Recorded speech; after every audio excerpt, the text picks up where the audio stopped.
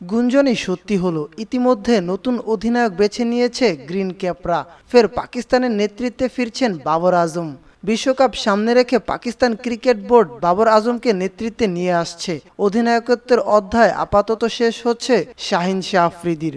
সূত্রে জানা গেছে, নতুন নির্বাচক কমিটির সুপারিশের ভিত্তিতেই বাবর আজমকে পুনরায় অধিনায়কত্বের গুরুদায়িত্ব দেওয়ার সিদ্ধান্ত নিয়েছে পাকিস্তান ক্রিকেট বোর্ড পিসিবি। বোর্ডের সূত্রের বরাত দিয়ে এক প্রতিবেদনে এমনটাই দাবি জিও নিউজের। আসন্ন নিউজিল্যান্ডের বিপক্ষে 5 ম্যাচ টি-20 সিরিজ দিয়ে নেতৃত্বে ফিরবেন বাবর। আগামী 28 থেকে 27 এপ্রিল পর্যন্ত চলবে পাকিস্তান নিউজিল্যান্ডের টি-20 সিরিজ।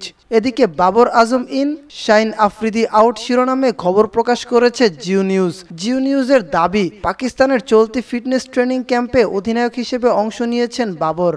ভারতের 2023 ওয়ানডে বিশ্বকাপের ব্যর্থতার পর 3 ফরম্যাটেই বাবর আজমের অধিনায়কত্ব কেড়ে নিয়েছেন পিসিবি। নেতৃত্বাধীন পিসিবির টিম ম্যানেজমেন্ট টি-20 দলের অধিনায়ক দেন শাহিন শাহ আফ্রিদিকে, আর ওয়ানডে অধিনায়ক করা হয় শান মাসুদকে। শাহিনের নেতৃত্বে একটি সিরিজই খেলেছে পাকিস্তান।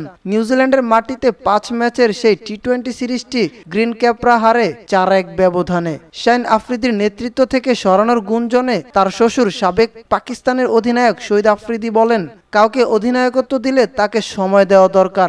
আমাদের ক্রিকেট বোর্ডের সবচেয়ে বড় সমস্যা হচ্ছে বোর্ড পরিবর্তন এলে দলের পরিচালকও বদল আসে। বোর্ডের নেতৃত্বে যে আসে সে ভাবে আমি যাই করছি পাকিস্তান ক্রিকেটের জন্য ভালোই করছি।